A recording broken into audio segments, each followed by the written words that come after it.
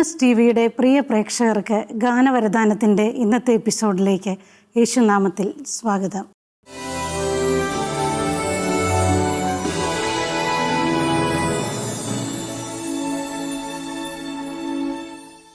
ദൈവസ്നേഹത്തെയും ദൈവകാരുണ്യത്തെയും വാഴ്ത്തി സ്തുതിക്കുവാൻ നിരവധി ഈടുറ്റ ഗാനങ്ങൾ നമുക്ക് സമ്മാനിച്ച പ്രിയപ്പെട്ട മൈക്കിൾ പനച്ചിക്കലച്ചനെ ഗാനവരദാനത്തിൻ്റെ ഇന്നത്തെ എപ്പിസോഡിലേക്ക് സ്നേഹപൂർവ്വം സ്വാഗതം ചെയ്യുന്നു. ഗാനങ്ങൾ അവതരിപ്പിക്കുന്നതിനായി വയസ്സാറിനെയും ഈ പ്രോഗ്രാമിലേക്ക് സ്വാഗതം ചെയ്യുന്നു. അച്ഛാ, നമ്മളിന്ന് തിരഞ്ഞെടുത്തിരിക്കുന്ന ഗാനം അവസാന അത്താഴ ബലിയിൽ നാഥൻ്റെ ഹൃദയം ജ്വലിച്ചു.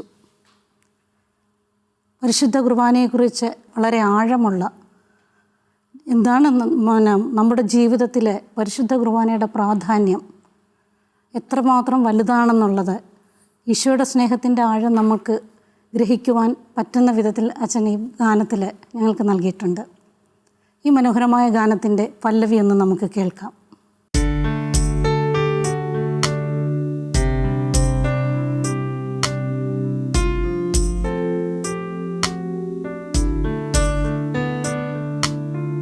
അവസാന താഴബലിയിൽ നാഥന്റെ ഹൃദയം ജ്വലിച്ചു. അവസാന താഴബലിയിൽ നാഥന്റെ ഹൃദയം ജ്വലിച്ചു. പിരിയാതെ പ്രിയരിൽ വസിക്കാനീശോ സ്നേഹത്തിൻ കൂദാശയായി. പിരിയാതെ പ്രിയരിൽ വസിക്കാനീശോ സ്നേഹത്തിൻ കൂദാശയായി. അവസാന താഴബലിയിൽ നാഥന്റെ ഹൃദയം ജ്വലിച്ചു. പിരിയാതെ പ്രിയരിൽ വസിക്കാനീശോ സ്നേഹത്തിൻ കൂദാശയായി. പിരിയാതെ പ്രിയരിൽ വസിക്കാനീശോ സ്നേഹത്തിൻ കൂദാശയായി. പല്ലവിൽ ഇങ്ങനെ പറയുന്നുണ്ട്, അവസാന അത്താഴ ബലിയിൽ. ഈ അത്താഴ ബലിയും അൾത്താര ബലിയും എന്താണെന്നൊന്ന് വിശദീകരിക്കാമോ? ആദ്യമേ തന്നെ എന്താണ് ബലിയർപ്പണം എന്നൊന്ന് പറയാം. മനുഷ്യൻ ബലിയർപ്പിച്ചത് ദൈവത്തെ പ്രീതിപ്പെടുത്താനാണ്. പക്ഷെ ദൈവം അങ്ങനെ ഒരു ബലി ആവശ്യപ്പെട്ടില്ല. ദൈവത്തിൻ്റെ പ്രീതിക്ക് ഒരു കുറവും വന്നിരുന്നില്ല. മനുഷ്യൻ പാപം ചെയ്തതുകൊണ്ട് ദൈവത്തിൻ്റെ പ്രീതി കുറഞ്ഞു പോവുകയോ ദൈവം കോപിക്കുകയോ ദൈവം പാപത്തിനൊരു ശിക്ഷ വിധിക്കുകയോ ഒന്നും ചെയ്തിട്ടില്ല. ദൈവം അനന്ത സ്നേഹമാണ്. ദൈവം മനുഷ്യരുടെ പാപം അവർക്കെതിരെ പരിഗണിക്കുക പോലും ചെയ്യാതെ പാപം ചെയ്യാത്തവരെ പോലെ പരിഗണിക്കുക. അപ്പോൾ പിന്നെ ദൈവത്തെ പ്രീതിപ്പെടുത്താൻ വേണ്ടി ഒരു ബലിയുടെ ആവശ്യമുണ്ടോ? ഇല്ല. മനുഷ്യൻ ദൈവത്തെ പ്രീതിപ്പെടുത്താൻ വേണ്ടി അർപ്പിച്ച ബലി പ്രയോജനമില്ലാത്തതാണ്, ആവശ്യമില്ലാത്തതാണ്. അതുകൊണ്ടാണ് പൗലോസ് പറയുന്നത്, എബ്രായ ലേഖനം 10-ാം അധ്യായത്തിൽ പറയുന്നുണ്ട്, പാപങ്ങൾ അകറ്റാൻ കഴിവില്ലാത്ത ബലികൾ ആവർത്തിച്ചർപ്പിച്ചുകൊണ്ട് ഓരോ പുരോഹിതനും ഓരോ ദിവസവും ബലിവേദിയിൽ പ്രവേശിക്കുന്നു, ബലിവേദിയിൽ ശുശ്രൂഷ ചെയ്യുന്നു. എന്നാൽ അവനാകട്ടെ ഏക വലിയ സമർപ്പണം വഴി എന്നേക്കുമായി പാപമോചനം നമുക്ക് നൽകിയെന്ന് പറയുന്നത്. അപ്പം ദൈവം അർപ്പിച്ച ബലി അല്ലെങ്കിൽ യേശു അർപ്പിച്ച ബലി എന്ന് പറയുന്നത് ദൈവത്തെ പ്രീതിപ്പെടുത്താനായിരുന്നില്ല, മനുഷ്യനെ പ്രീതിപ്പെടുത്താനായിരുന്നു. മനുഷ്യനെ പ്രസാദിപ്പിക്കാൻ, മനുഷ്യൻ്റെ ദുഃഖം മാറ്റാൻ, മനുഷ്യൻ്റെ ഭയം മാറ്റാൻ, മനുഷ്യൻ്റെ പാപം മാറ്റാൻ. അതായത് ദൈവം പാപമോചനം തന്നു എന്ന് ഉറപ്പ് കിട്ടുമ്പോൾ മനുഷ്യൻ്റെ പാപം പോയില്ലേ?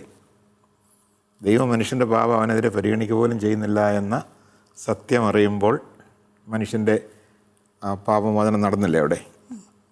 അപ്പം അതുകൊണ്ട് മനുഷ്യൻ എത്ര ബലിയർപ്പിച്ചാലും മനുഷ്യൻ്റെ പാപം മോചിക്കപ്പെടുകയില്ല. അതുകൊണ്ട് ദൈവം എന്ത് ചെയ്തു?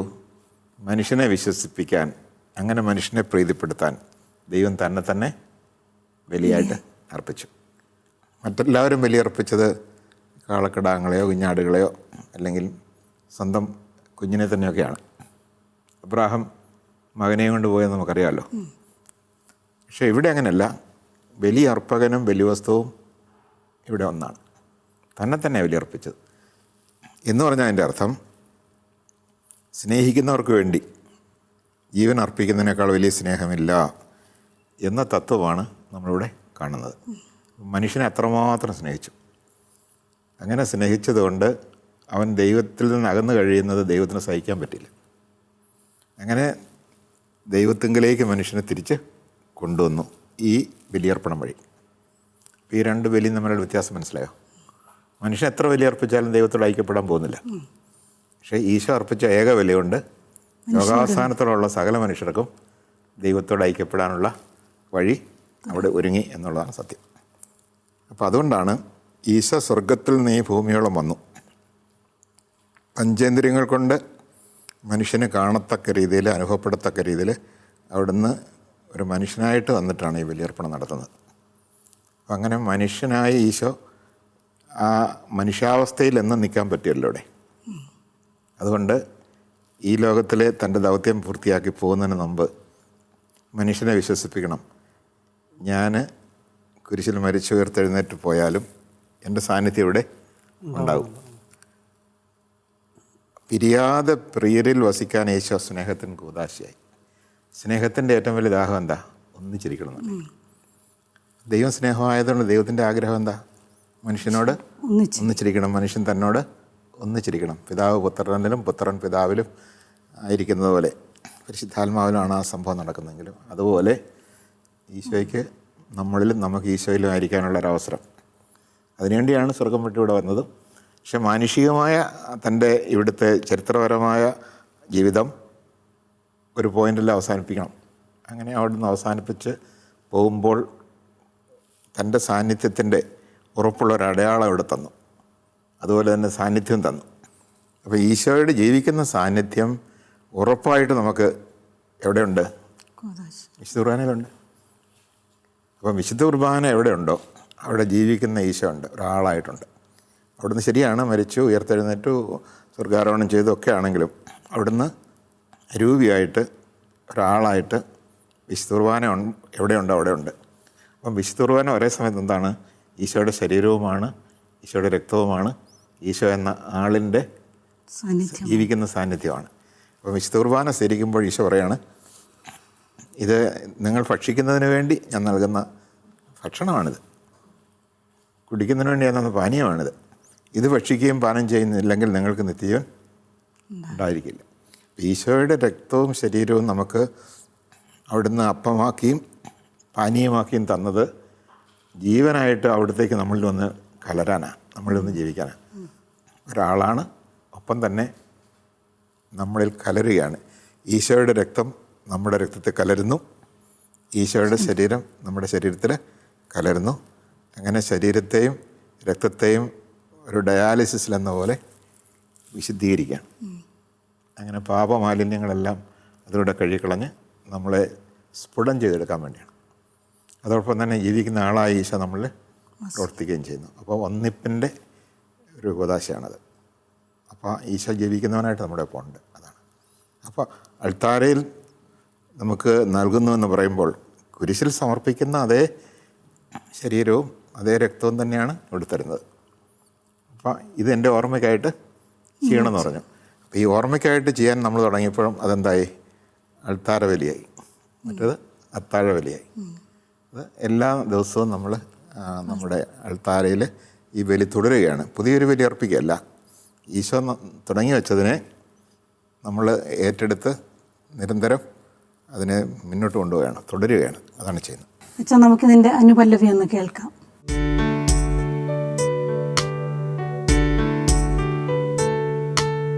പാപത്തിൻ മുള്ളേറ്റു വൃണമായ മനസ്സിൽ സൗഖ്യം പകർന്നേകും ആത്മീയ തൈലം. പാപത്തിൻ മുള്ളേറ്റു വൃണമായ മനസ്സിൽ സൗഖ്യം പകർന്നേകും ആത്മീയ തൈലം. മരണം കഴിഞ്ഞുള്ള മനുഷ്യന്റെ ജന്മം യാഥാർത്ഥ്യമാക്കുന്ന സ്വർഗീയ ഭോജ്യം. മരണം കഴിഞ്ഞുള്ള മനുഷ്യന്റെ ജന്മം യാഥാർത്ഥ്യമാക്കുന്ന സ്വർഗീയ ഭോജ്യം. അവസാന താഴബലിയിൽ നാഥന്റെ ഹൃദയം ജ്വലിച്ചു. പിരിയാതെ പ്രിയരിൽ വസിക്കാനീശോ സ്നേഹത്തിൻ കൂദാശയായി. അനുപല്ലവിലേച്ച പാപത്തിൻ മുള്ളേറ്റ് വ്രണമായ മനസ്സിൽ സൗഖ്യം പകരുന്ന ആത്മീയ തൈലം. അതെ, അതായത് പാപം ചെയ്യുമ്പോഴെല്ലാം നമ്മൾ മുറിക്കപ്പെടുന്നുണ്ട്, മുറിവേൽപ്പിക്കപ്പെടുന്നുണ്ട്. പാപം നമ്മളെ മുറിപ്പെടുത്തുന്നുണ്ട്. അനുതപിക്കാതെയും പാപം ഉപേക്ഷിക്കാതെ മുന്നോട്ട് പോകും തോറും മുറിവ് പഴകും. അതെന്തായിട്ട് മാറും? വ്രണമായിട്ട് മാറും. ആരാണ് വാസ്തവത്തിൽ മറ്റുള്ളവരെ വ്രണപ്പെടുത്തുന്നത് എന്ന് ചോദിച്ചാൽ മുറിവേറ്റ് വ്രണപ്പെട്ടവരാണ്. മുറിവേറ്റവരാണ് മറ്റുള്ളവരെ മുറിവേൽപ്പിക്കുന്നത്. അത് ഉറപ്പാണ്. വലിയ ക്രൂരതകളൊക്കെ ചെയ്ത ആളുകളുടെ ചെറുപ്പകാലമൊക്കെ പഠിക്കുമ്പോൾ മനസ്സിലാകുന്നത് അവരൊക്കെ ഒരുപാട് മുറിവേറ്റവരാണ്. അപ്പം മുറിവേറ്റവർ മറ്റുള്ളവരെ മുറിപ്പെടുത്തുന്നുള്ളതാണ്. അപ്പം മുറിവ് സൗഖ്യപ്പെടുന്നപ്പോഴാണ്, മുറിവ് സൗഖ്യപ്പെടുന്നത് ദൈവം ഇടപെടുമ്പോഴാണ്. അപ്പം മുറിവ് സൗഖ്യപ്പെടുത്താൻ വേണ്ടി കൂടെയാണ് വിശുദ്ധ കുർബാന നമുക്ക് തരുന്നത്. അപ്പം നമുക്ക് ഏറ്റ മുറിവ്, വ്രണമായി തീർന്ന മുറിവുകളിലേക്ക് തൈലം പുരട്ടുന്ന പോലെയാണ് വിശുദ്ധ കുർബാനയുടെ പ്രവർത്തനം നടക്കുന്നത്. അപ്പം അങ്ങനെ ദൈവം ക്ഷമിക്കുന്നു, ദൈവം നമ്മോട് ഇടപെടുന്നു. അങ്ങനെ ദൈവം നമ്മളെ തലോടുന്ന അനുഭവം, സൗഖ്യപ്പെടുത്തുന്ന അനുഭവം. നിത്യജീവൻ എന്ന് പറയുന്നത് അതാണല്ലോ. നിത്യജീവൻ എന്ന് പറഞ്ഞാൽ ആരോഗ്യം നഷ്ടപ്പെട്ട അവസ്ഥയിൽ ആരോഗ്യം വീണ്ടെടുക്കുന്നതാണല്ലോ. അപ്പം ശരീരത്തിൻ്റെ ജീവന് അതുപോലെ തന്നെ ആത്മാവിൻ്റെ ജീവന് എല്ലാം ഇവിടെ സൗഖ്യം നടക്കുന്നുണ്ട്. അതാണ് പാപത്തിൻ മുള്ളേറ്റ് മൃതമായ മനസ്സിൽ സൗഖ്യം പകർന്നേകും ആത്മീയ തൈലം. ഈ കൂടെ ഒരു കാര്യം കൂടെ ഞാൻ ചേർത്ത് വെക്കട്ടെ. പൗലോസ്ലീഹ പറഞ്ഞു, കർത്താവ് ഒരു മുള്ളുണ്ട്, അത് പലപ്രാവശ്യം ഞാൻ ചോദിച്ചിട്ടും അത് മാറ്റി കിട്ടുന്നില്ല. അപ്പോൾ കർത്താവ് എന്ത് പറഞ്ഞെന്നാ പൗലോസ്ലീഹ പറയുന്നത്? നിനക്കെൻ്റെ കൃപ മതി. മുള്ള സാരമില്ല, നിനക്കെൻ്റെ കൃപ മതി. അപ്പോൾ ആ കൃപയാൽ ആ മുള്ളിനെ അവിടെ നിർവീര്യമാക്കി കളയണേ. പിന്നെ അടുത്ത ഈരടിയിൽ എന്താ നമ്മൾ പറഞ്ഞേ? മരണം കഴിഞ്ഞുള്ള മർത്യൻ്റെ ജന്മം യാഥാർത്ഥ്യമാക്കുന്ന സ്വർഗീയ ഭോജ്യം എന്ന് പറഞ്ഞു കഴിഞ്ഞാൽ മരണത്തിനപ്പുറവും നമ്മൾ ജീവിക്കുന്നുണ്ട്. ജന്മം എന്ന് പറഞ്ഞാൽ ജീവിതം എന്നൊരർത്ഥമുണ്ട്. ഈ ജന്മം പാഴാകരുത് എന്ന് പറഞ്ഞാൽ ഈ ജീവിതം പാഴാകരുത്. അപ്പോൾ മരണം കഴിഞ്ഞൊരു ജീവിതമുണ്ട് നമുക്ക്. വിശുദ്ധരുടെയൊക്കെ മരണത്തെക്കുറിച്ച് എന്താ പറയുന്നത്? സ്വർഗത്തിൽ ജനിച്ചു, സ്വർഗത്തിലേക്കുള്ളൊരു ജനനമാണത്. അമ്മയുടെ ഉദരത്തിൽ നിന്ന് ഒരു കുഞ്ഞ് ഭൂമിയിലേക്ക് ജനിച്ചു വീഴുന്നത് പോലെ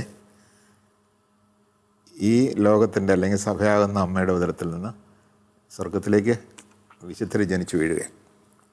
അപ്പോൾ അങ്ങനെ ഒരു പുതിയ ജന്മം അവിടെ നടക്കുകയാണ്, ജന്മം ഉണ്ടാവുകയാണ്, ഈ ജന്മം ആരംഭിക്കുകയാണ്, ജീവിതം ആരംഭിക്കുകയാണ്. അപ്പോൾ ആ ജന്മം, മരണം കഴിഞ്ഞുള്ള മനുഷ്യൻ്റെ ജന്മം യാഥാർത്ഥ്യമാക്കുന്ന സ്വർഗീയ ഭോജ്യം. നമുക്കറിയാം ഭക്ഷണം എന്ന് പറയുന്നത് ഊർജ്ജമാണ്, ജീവനാണ് അല്ലേ? നമ്മുടെ ജീവൻ എങ്ങനെയാണ് നിലനിൽക്കുന്നത്? ഭക്ഷണത്തിലൂടെയാണ്. ഭക്ഷണത്തിന് പല ഗുണങ്ങളുണ്ട്. അതിന് ടേസ്റ്റുണ്ട്, അതിന് തൃപ്തി തരാൻ കഴിയും അല്ലേ? മതി എന്ന ഒരു കണ്ടൻറ്റ്മെൻ്റ് എന്ന് പറയും, തൃപ്തി. അതുപോലെ തന്നെ അത് ഊർജമാണ്, ജീവനാണ്, രോഗികൾക്ക് സൗഖ്യമാണ്, മരുന്നാണ്. അങ്ങനെ ഒരുപാട് ഗുണങ്ങളുണ്ട്. ഏറ്റവും വലുത് നമുക്ക് ജീവിതത്തിലൊരു കണ്ടൻറ്റ്മെൻ്റ് എന്ന് പറയുന്ന അതിന് തൃപ്തി വരിക. അപ്പോൾ അത് ഈശോ പറഞ്ഞിട്ടുണ്ട് ഒരിക്കലും ഭക്ഷണത്തെക്കുറിച്ച്. നിങ്ങളറിയാത്ത ഭക്ഷണം എനിക്കുണ്ട്. അതെന്തിനെക്കുറിച്ചാണെന്ന് വെച്ചാൽ ദൈവഹിതം നിറവേറ്റുന്നതിനെക്കുറിച്ചാണ് പറഞ്ഞത്. ദൈവഹിതം നിറവേറ്റുന്നതാണ് എൻ്റെ ഭക്ഷണം എന്ന് പറഞ്ഞാൽ എനിക്ക് ഏറ്റവും അധികം തൃപ്തി തരുന്നതാണ്. അപ്പോൾ അതുപോലെ നമുക്ക് തൃപ്തി തരുന്ന ഒരു കാര്യമാണ് ദൈവവുമായിട്ടുള്ള ഐക്യം. ഈശോ പിതാവുമായിട്ടുള്ള ഐക്യത്തിലാണല്ലോ എല്ലാം ചെയ്യുന്നത്. അപ്പോൾ ആ ഐക്യത്തിൻ്റെ പ്രവൃത്തി, അത് പിതാവിൻ്റെ പ്രവൃത്തിയാണ് ഈശോ ചെയ്തത്. ആ പിതാവിൻ്റെ പ്രവൃത്തി ഈശോ വഴി നടക്കുന്നതാണ് ഈശോയ്ക്ക് ഏറ്റവും സംതൃപ്തി നൽകുന്ന കാര്യം. എന്ന് പറഞ്ഞാൽ വിശുദ്ധ കുർബാനയിലൂടെ നമുക്കൊരു ഭക്ഷണമാണ്, അത് ഐക്യപ്പെടലാണ്, അത് ഊർജ്ജമാണ്, ജീവനാണ്, രസമാണ്. എല്ലാമാണ്, അതോടൊപ്പം സംതൃപ്തിയാണ്. അപ്പോൾ സ്വർഗത്തിലേക്ക് മനുഷ്യൻ സ്വർഗത്തിലേക്ക് ജനിച്ചു വീഴുക. അപ്പോൾ അങ്ങനെ സ്വർഗത്തിലേക്ക് ജനിച്ചു വീണ ഒരു ജീവിതം ആരംഭിക്കുന്നതിന് ഇവിടെ നമുക്ക് കിട്ടുന്ന ഏറ്റവും വലിയ ശക്തി, ഏറ്റവും വലിയ ഊർജം ഈ വിശുദ്ധ കുർബാനയിലൂടെ കിട്ടുന്നതാണ്, നിത്യജീവനാണത്. നിങ്ങൾ ഈ അപ്പം ഭക്ഷിക്കുന്നെങ്കിൽ നിങ്ങൾ എന്നേക്കും ജീവിക്കും, ഭക്ഷിക്കുന്നില്ലെങ്കിൽ നിങ്ങൾക്ക് ജീവൻ ഉണ്ടായിരിക്കില്ല എന്ന് തീർത്താ പറഞ്ഞിട്ടുണ്ടേ. അതുകൊണ്ട് അതുകൊണ്ടാണ് കൂദാശ ജീവിതത്തിന് നമ്മൾ വളരെയേറെ പ്രാധാന്യം കൽപ്പിക്കുന്നത്. അത് വിശ്വസിച്ചാൽ മാത്രം പോരെ നയിക്കുമ്പോൾ ഒത്തിരി കാര്യങ്ങൾ വിശ്വസിക്കാനും അത് ഏറ്റുപറയാനും സ്വീകരിക്കാനും ഉണ്ട് എന്നുള്ളത് മറക്കരുത്. അച്ഛൻ നമുക്കിനി ചരണം ഒന്ന് കേൾക്കാം പാട്ടിൻ്റെ. അവസാന നാളോളം അൽത്താരബലിയിൽ ദിവസേന തകരുന്ന സമ്പൂർണ്ണ സ്നേഹം. അവസാന നാളോളം അൽത്താരബലിയിൽ ദിവസേന തകരുന്ന സമ്പൂർണ്ണ സ്നേഹം. യാത്രാവസാനം വരെ തീർത്ഥകർക്ക് പാഥേയമാകുന്ന സ്വർഗീയ മന്ന. യാത്രാവസാനം വരെ തീർത്ഥകർക്ക് പാഥേയമാകുന്ന സ്വർഗീയ മന്ന. അവസാന താഴബലിയിൽ നാഥന്റെ ഹൃദയം ജ്വലിച്ചു. അവസാന താഴബലിയിൽ നാഥന്റെ ഹൃദയം ജ്വലിച്ചു. പിരിയാതെ പ്രിയരിൽ വസിക്കാനീശോ സ്നേഹത്തിൻ കൂദാശയായി. പിരിയാതെ പ്രിയരിൽ വസിക്കാനീശോ സ്നേഹത്തിൻ കൂദാശയായി. അവസാന താഴബലിയിൽ നാഥന്റെ ഹൃദയം ജ്വലിച്ചു. അവസാന നാളോളം അൾത്താര ബലിയിൽ ദിവസേന തകരുന്ന സമ്പൂർണ്ണ സ്നേഹം. ഈ തകരുന്ന എന്ന് ഉദ്ദേശിച്ചത് എന്താണ്? തകരുന്ന സ്നേഹം അതായത് ഈശോ കുരിശിൽ തകർന്നല്ലോ. അപ്പോൾ ആ സ്നേഹത്തിൻ്റെ അടയാളമല്ലേ അത്. ഒരു വശത്ത് സ്നേഹം തകരുന്നതാണ്, നമുക്ക് വേണ്ടി തകരാൻ തയ്യാറാവുന്നു, നമുക്ക് വേണ്ടി മരിക്കാൻ തയ്യാറാവുന്നു, രക്തം ചിന്താൻ തയ്യാറാവുന്നു, ശരീരം പൊട്ടി ചിതറാൻ തയ്യാറാവുന്നു. അത് എന്തിനു വേണ്ടിയിട്ടാണെന്ന് ചോദിച്ചാൽ സ്നേഹിക്കുന്ന ആൾക്ക് നമ്മളെ തന്നെ അല്ലെങ്കിൽ തന്നെ നൽകുകയാണ് അതുവഴി. നിനക്ക് വേണ്ടി തകരാൻ ഞാൻ തയ്യാറാണ്. അതെന്തിൻ്റെ അടയാളമാണ്? സ്നേഹത്തിൻ്റെ അടയാളം. എവിടെ സ്നേഹമുണ്ടോ അവിടെ ത്യാഗമുണ്ട്. ത്യാഗമില്ലാതെ സ്നേഹമില്ല. നിനക്ക് വേണ്ടി തകരുന്നിടത്താണ് സ്നേഹം എന്താ പറയുക വെളിപ്പെടുന്നത്, അല്ലേ? അങ്ങനെയാണെങ്കിൽ ഈശോ കുരിശിൽ തകർന്നു. ആ ഈശോയുടെ കുരിശിലെ തകർച്ച എല്ലാ സഭാംഗങ്ങളുടെയും ഒരു തകർച്ച, ആ തകർച്ചയിൽ അത് മുന്നേറുകയാണ്. സാവൂളിനോട് ഈശോ ചോദിച്ചു, സാവൂൾ സാവൂൾ നീ എന്തുകൊണ്ട് എന്നെ പീഡിപ്പിക്കുന്നു? നമുക്ക് ഇങ്ങനെ ചോദിക്കാം, നീ എന്തുകൊണ്ട് എന്നെ തകർക്കുന്നു? നീ എന്തുകൊണ്ട് എന്നെ പീഡിപ്പിക്കുന്നു, എന്നെ ഉപദ്രവിക്കുന്നു, എന്നെ ക്രൂശിക്കുന്നു എന്നൊക്കെ ചോദിക്കാം.